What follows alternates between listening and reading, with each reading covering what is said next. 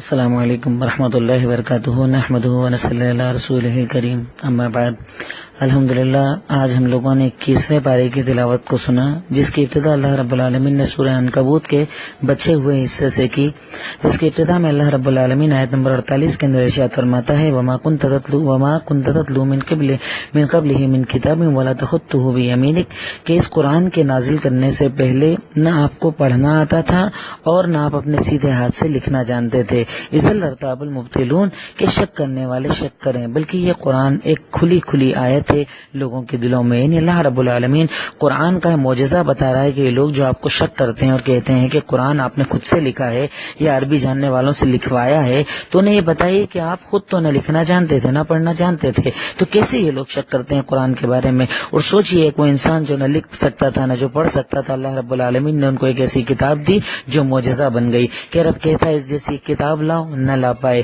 اس جیسی 10 صورتیں لاؤ نہ لا پائے، اس جیسی 10 آیتیں یا ایک آیت لاؤ نہیں لا پائے، کیونکہ یہ قرآن اللہ کا کلام ہے۔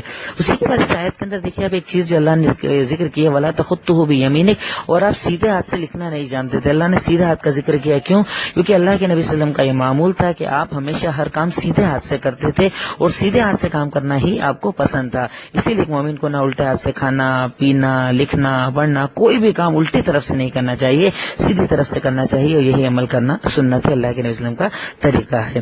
اس کے بعد آج ہمارے سامنے سورہ عنکبوت کی آخری آیت میں ایک بڑی پیاری چیز کہی گئی والذین جاہدوا فینا لنہدینہم سبلنا وان اللہ لمع المحسنین، یقیناً وہ لوگ جو ہمارے راستے کے اندر محنت کرتے ہیں، یعنی اپنی پوری طاقت لگاتے ہیں، قوت لگاتے ہیں، دعوت و تبلیغ کے لیے وقت نکالتے ہیں، دین کے لیے جب ضرورت پڑے جان مال سب کچھ قربان کرتے ہیں، تو ایسے لوگوں کو ہی اللہ تعالیٰ ہدایت کا راستہ دکھاتا ہے، وہ راستہ دکھاتا ہے جسے اللہ رب العالمین پسند فرماتا ہے، اور یقیناً اللہ تعالیٰ احسان کرنے والوں کے ساتھ ہے۔ یعنی انسان سوچے کہ میں گھر میں بیٹھا رہوں، محنت نہ کروں، دین کا کام نہ کروں، اللہ تعالیٰ مجھے ہدایت کا راستہ دکھائے، تو ایسا نہیں ہے، اللہ تعالیٰ محنت کرنے والوں کو ہی راستہ دکھاتا ہے۔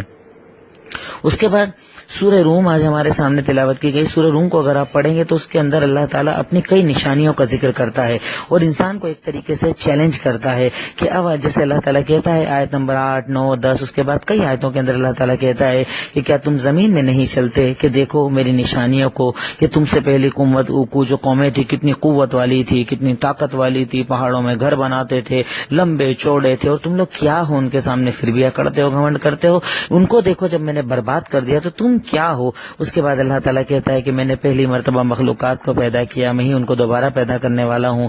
پھر اللہ رب العالمین اپنی خلقت کا ذکر کرتے ہوئے آیت نمبر 21 کے اندر ارشاد فرماتا ہے کہ اللہ کی نشانیوں میں سے ہے کہ اس نے تمہارے لیے تمہاری ہی جنس میں سے، تمہارے ہی جنس کے اندر سے عورتوں کو بنایا، یعنی اگر وہ تمہیں انسان بنایا تو تمہاری بیوی کو بھی انسان ہی میں سے دیا، جنات میں سے نہیں دیا، کیوں؟ تاکہ تم ان کی طرف سکون حاصل کر سکو، دن بھر کے ٹینشن کے بعد، فکر کے بعد، غم کے بعد ایک ایسی تمہاری شریک حیات کہ جس کے پاس جا کر تم اپنے ٹینشنز ہلکے کر سکتے ہو، اپنی باتیں شیئر کر سکتے ہو، اپنا اچھے برے کے فیصلے اس سے لے سکتے ہو، تو اللہ کہتا ہے یہ میری نشانیوں میں سے ہے۔ اسی طرح اللہ کہتا ہے میں نے تمہیں الگ الگ لینگویجز بولنے والا بنایا کہ تم دیکھو ہر ملک کے اندر، ہر خطے کے اندر، ہر شہر کے اندر تھوڑی تھوڑی دوری پہ زبانیں چینج ہو جاتی ہے۔ جیسے مثال کے طور پر ہمارے ہندوستان کے اندر اگر ہندی بولتے ہیں تو ہندی میں کتنے لہجے، مراٹھی میں کتنے لہجے، گجراتی میں کتنے لہجے، اللہ کہتا ہے یہ میری نشانیوں میں سے ہے۔ تو سوچو میں نے تمہیں کتنی طاقت دی کہ تم کتنے قسم کے لینگویجز میں بات کرتے ہو۔ اس کے بعد اللہ تعالیٰ کہتا ہے کہ دیکھو میں آسمان کے اندر بجلی کو لاتا ہوں، بادل گڑگڑاتے ہیں، پانی آتا ہے، بھرے ہوئے بادل آتے ہیں، یہ سب میری نشانیوں میں سے ہے۔ تو ان نشانیوں کو دیکھنے کے بعد بھی کیا تم اللہ کا تصور نہیں کرتے، اللہ تعالیٰ کو نہیں مانتے، اس کا ڈر اپنے دلوں کے اندر پیدا نہیں کرتے؟ اللہ کہتا ہے اسی سورہ روم کی آیت نمبر 40 اور 41 کے اندر کہ اللہ الذی، وہی اللہ تعالیٰ ہی تو ہے جس نے تمہیں پیدا کیا، پھر تمہیں رزق دیا، پھر تمہیں موت دی، پھر تمہیں دوبارہ زندہ کرے گا۔ بتاؤ کیا تمہارے جتنے معبودوں کو تم نے اللہ کے ساتھ شریک کیا ہے کوئی ایسا کرنے کی طاقت رکھتے ہیں؟ اللہ بابرکت ہے، اللہ بلند ہے ان چیزوں سے جن کو تم شریک کرتے ہو، یعنی پیدا کرنے کا کام اللہ کا ہے، روزی دینے کا کام صرف اللہ کا ہے، مارنے اور زندہ کرنے کا کام صرف اللہ کا ہے۔ تو جب سارے کام اللہ کے ہیں تو اللہ کے ساتھ شریک کیوں؟ اللہ تعالیٰ کے ساتھ سفارشی کیوں؟ اللہ تعالیٰ کے ساتھ کیوں اللہ جیسا کوئی اور؟ صرف اللہ ہی ہونا چاہیے۔ اللہ کہتا ہے یقیناً ظہر الفساد فی البر والبحر بما کسبت ایدی الناس، یقیناً اس زمین کے اندر، اس سمندر کے اندر جو فساد مچا ہوا ہے یہ لوگوں کے اعمال کا نتیجہ ہے۔ رب العالمین ایک اور چیز آیت کے اندر، اس صورت کے اندر ایک نشانی انسان کے غور کرنے کے لیے ذکر کرتا ہے، بڑی پیاری چیز۔ آیت نمبر 54 کے اندر اللہ رب العالمین ارشاد فرماتا ہے کہ اللہ الذی خلقکم، وہی اللہ تعالیٰ کی ذات ہے جس نے تم کو کمزوری میں پیدا کیا۔ ماں کے پیٹ میں تم کمزور تھے، پیدا ہونے کے بعد تم کمزور تھے، چل نہیں سکتے تھے، بول نہیں سکتے تھے، گود کے اندر رہتے تھے، یہاں تک کہ تمہیں بھوک لگے تو تمہیں بولنے کی طاقت نہ تھی، رو رو کر تم اپنی ضرورت بیان کرتے تھے۔ تو اللہ کہتا ہے میں نے تمہیں جب پیدا کیا تم کمزور تھے، پھر بیچ میں تم تھوڑے سے طاقتور ہوئے، ثم جعل من بعد ضعف قوة، پھر تھوڑا سا اللہ نے تمہیں کمزوری کے بعد ذرا طاقتور بنا دیا، پھر اللہ تعالیٰ کہتا ہے کہ میں نے تمہیں دوبارہ کمزور بنا دیا، یعنی بڑھاپے میں پھر تم کمزور ہو گئے، لیٹرین بستر پر، پیشاب بستر پر، کوئی اور تمہیں پاک کرے تو تم پاک ہو گئے، ورنہ اتنا بڑھاپا ہے کہ تمہاری طاقت نہیں کہ تم کپڑے بدل سکو، کوئی اور تمہارا لباس چینج کرتا ہے۔ تو اللہ کہتا ہے کہ بچپن میں بھی تم کمزور تھے، بڑھاپے میں بھی تم کمزور تھے، تو اس کے بعد کیا کر یخلق ما یشاء، اللہ تعالیٰ جسے چاہتا ہے پیدا کرتا ہے اور ہر چیز کو جاننے والا ہے۔ یعنی اللہ تعالیٰ اس چیز کے ذریعے ہمیں اپنی اوقات اور حیثیت بتانا چاہ رہا ہے کہ سوچو، اللہ جب چاہے تمہیں کمزور کر سکتا ہے، جب چاہے تمہیں طاقت دے سکتا ہے۔ تو ایک انسان کو ہمیشہ اللہ تعالیٰ سے ڈرنا چاہیے، اس کا خوف، اس کی قدرت، اس کی طاقت کا احساس اپنے دل کے اندر رکھنا چاہیے۔ اس کے بعد آج ہمارے سامنے سورہ لقمان پڑھی گئی، تو اس میں حضرت لقمان اپنے بیٹے کو وصیت کر رہے ہیں۔ میں کہتا ہوں کہ ہر ماں باپ کی ذمہ داری ہے کہ ان آیتوں کو پڑھیں، اس میں آپ کو ملے گا کہ اولاد کی تربیت کیسے ہوتی ہے، اولاد کو بڑا کیسے کیا جاتا ہے، اولاد کو کیا کیا چیزیں ایک ماں باپ کو سکھانا چاہیے، یا ماں باپ کی کیا کیا ذمہ داریاں ہیں، کیا کیا۔ بھائی یہ دنیا تو بتاتی ہے کہ ماں باپ کے حقوق کیا ہیں، لیکن ماں باپ کے حقوق بچوں پر کیا ہیں، یعنی وہ کون سے رائٹس ہیں جو بچوں کے آپ کے اوپر ہیں، آپ کے بچوں کے تعلق سے جو آپ کو پورا کرنا ہے۔ تو رب العالمین اس آیت کے اندر اسے ذکر کرتا ہے کہ ایک ماں کی ذمہ داری اپنے بچوں کے تحت یہ ہوتی ہے کہ سب سے پہلے انہیں توحید سکھائے، جیسا کہ حضرت لقمان کہتے ہیں وَإِذْ قَالَ لُقْمَانُ لِابْنِهِ وَهُوَ يَعِظُهُ، کہ جب لقمان نے اپنے بیٹے سے کہا اس حال میں کہ وہ اسے نصیحت کر رہے تھے، یا بنیا، اے میرے بیٹے، لا تشرک باللہ، کبھی اللہ کے ساتھ شرک نہ کرنا، ان الشرک لظلم عظیم، یقیناً شرک کرنا بہت بڑا گناہ ہے۔ یعنی اس سے پتہ چلتا ہے کہ ماں باپ کو مومن ہونے کی حیثیت سے اپنی اولاد کو سب سے پہلے بچپن کے اندر توحید سکھانا چاہیے۔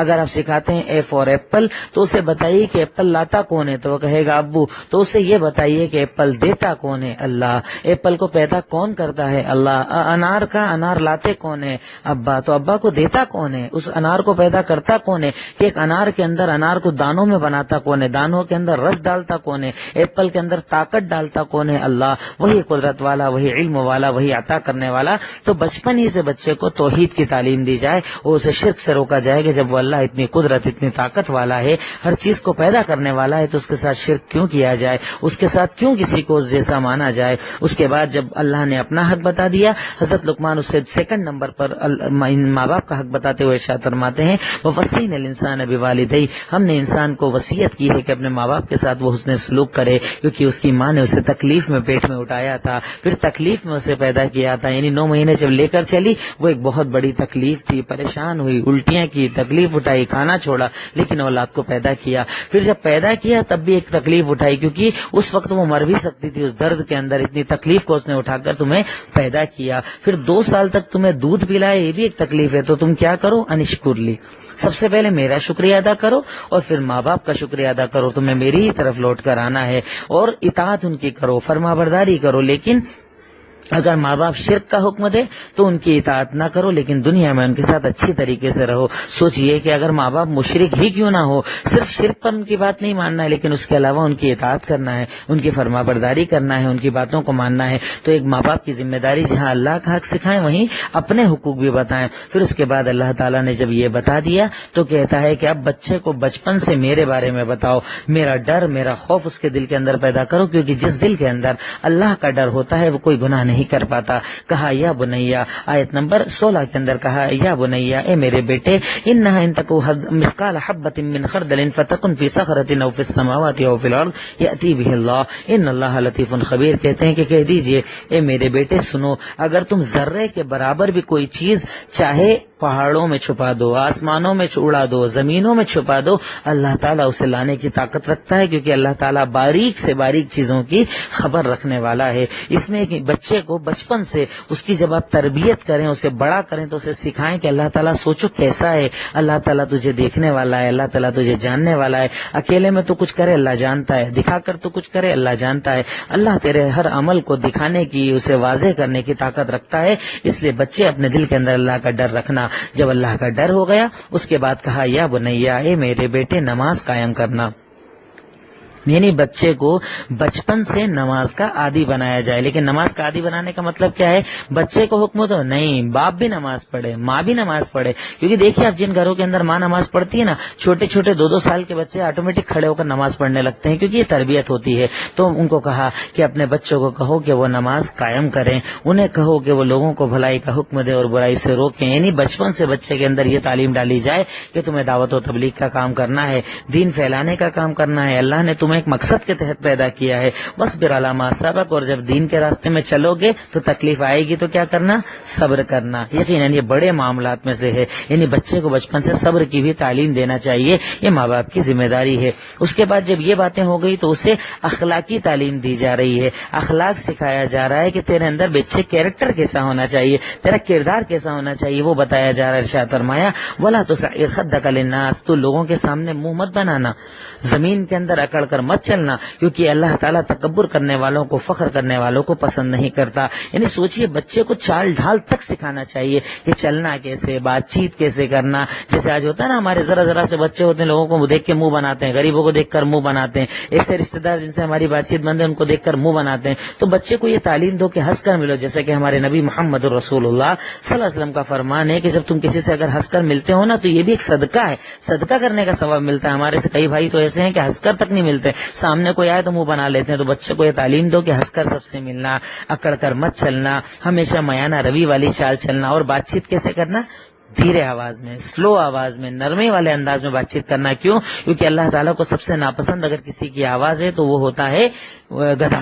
گدھا اتنی تیز چلاتا ہے، ڈھینچو ڈھینچو، لیکن اللہ اس کی آواز کو پسند نہیں کرتا ہے۔ تو اللہ تعالیٰ چلانے والوں کو پسند نہیں کرتا، اللہ تعالیٰ نرمی کی بات کرنے والوں کو پسند کرتا ہے۔ اس کے بعد اللہ تعالیٰ نے اپنے کچھ قدرت، کچھ طاقتوں کا ذکر کیا۔ دیکھیے میں نے بڑا مختصر سا بتایا، لیکن آپ اسے پڑھیے گا تو اس کے اندر ایک ماں اور ایک باپ کے لیے بڑی ساری نصیحتیں ہیں۔ اس کے بعد ہمارے سامنے سورہ سجدہ جب تلاوت کی گئی تو سورہ سجدہ کی آیت نمبر 16 اور 17 میں اللہ تعالیٰ مومنوں کی صفات بتا رہا ہے کہ مومن کون ہے، ایمان والے کون ہیں، کہ جب ان کے سامنے اللہ کا ذکر ہوتا ہے تو وہ سجدوں میں گر جاتے ہیں۔ اور اللہ کا ذکر کیسے کرتے ہیں؟ تتجافى جنوبهم عن المضاجع، ان کے جسم، ان کے جو یعنی جسم کے حصے ہیں وہ بستروں سے دور رہتے ہیں، وہ ہمیشہ اللہ کو پکارتے ہیں، ڈرتے ہوئے بھی اور لالچ کرتے ہوئے بھی، اور جو ہم انہیں دیتے ہیں اس میں وہ خرچہ کرتے ہیں۔ مومنوں کی صفت کیا ہے؟ اللہ کا ذکر وہ کرتے ہیں، ہمیشہ بستروں پر نہیں پڑے رہتے کہ پڑے ہیں آرام کر رہے ہیں، کھڑے ہو کر اللہ کا ذکر، بیٹھ کر اللہ کا ذکر، لیٹ کر اللہ کا ذکر، چلتے پھرتے اللہ کا ذکر۔ اور اللہ تعالیٰ جو مال دیتا ہے اس میں وہ لوگ غریبوں کے اوپر خرچ بھی کرتے ہیں، غریبوں کے مسیحا بنتے ہیں، غریبوں کے مددگار بنتے ہیں، کیونکہ اللہ رب العالمین خرچ کرنے والوں کو پسند فرماتا ہے۔ اس کے بعد اللہ رب العالمین اس کے آگے کی آیتوں کے اندر سورہ احزاب کو آج ہمارے سامنے تلاوت کیا گیا۔ حزب کہا جاتا ہے جماعت کو، اور احزاب کہا جاتا ہے بہت ساری جماعتوں کو۔ اصل میں غزوہ احزاب یعنی ایک اسلامی جنگ ہے جو زمانے کے اندر ہوئی، کہ مدینہ کے اندر، جسے غزوہ خندق بھی کہا جاتا ہے، مدینہ کے باہر سے جتنی اسلام دشمن طاقتیں تھی، جتنے کفار اس زمانے کے اندر تھے، سارے قبیلے، یہاں تک کے اندر رہنے والے یہود و نصارہ، یہ سارے مل کر مسلمانوں پر ایک بڑا حملہ کیا گیا۔ ایک بڑا حملہ ان لوگوں نے کیا تھا کہ مسلمانوں کو ختم کر دیا جائے گا۔ ان کی تعداد 10,000 تھی، مسلمانوں کی تعداد 3,000 تھی، اور بھوکمری اور غریبی کا یہ عالم تھا کہ جب خندق کھودنے کے لیے یعنی مشورہ کیا گیا، کیونکہ آپ وسلم کیا ہے کہ ہم جیسے نہیں تھے، وہ اپنے دشمنوں کے بارے میں پوری خبر رکھا کرتے تھے۔ آپ کا انٹیلیجنس نیٹ ورک اتنا زیادہ مضبوط تھا کہ مکہ میں سے وہ لوگ نکلے نہیں، اس کے پہلے آپ کے انٹیلیجنس نے آپ کو بتا دیا تھا کہ ایسا ایسا لوگ نکلنے والے ہیں۔ آپ نے صحابہ سے مشورہ کیا بھائی کرنا کیا ہے, تعداد ہماری کم ہے. تو کئی مشورے آئے, اس میں سلمان فارسی نے مشورہ دیا کہ ہم تو یہ کرتے ہیں کہ خندق کھود دیتے ہیں, بھائی خندق کھود دو تو وہ لوگ آپ تک آ نہیں پائیں گے, تو جنگ کینسل ہو جائے گی. بڑا پیارا مشورہ تھا, لیکن خندق کھودنا, آپ جب مدینہ جائیں گے نا تب آپ کو پتا چلے گا خندق کیسے کھودی گئی تھی. مدینہ پورا پتھریلا علاقہ ہے, پتھروں کو توڑ توڑ کر خندق بنانا, اور اس عالم میں جب کھانا بھی آپ کے پاس نہیں ہے, پانی آپ کے پاس نہیں, بھوکمری کا عالم ہے. یہ عالم تھا کہ صحیح بخاری کے اندر آپ پڑھیے گا حساب کے واقعات کے اندر, یہ بھوک کا عالم تھا کہ صحابہ کرام تکلیف کا عالم بیان کرنے کے لیے آتے ہیں کہ اللہ کے نبی صلی اللہ علیہ وسلم سنیے ہمارے حالات تو دیکھیے. کہا کیا ہوا؟ کہا حالات ایسے ہیں, بھوک کے مارے ہم لوگوں نے اپنے پیٹ پر ایک ایک پتھر باندھ رکھا ہے. قربان جائیے ذات اقدس پر, ذات مقدس پر, آمنہ کے لال پر, کہ وہ کہتے ہیں تمہارا یہ حال ہے. سنو, اپنا کپڑا ہٹا کر کہتے ہیں کہ میں تم سے زیادہ بھوکا ہوں, میرے پیٹ پر تو 2 پتھر بندھے.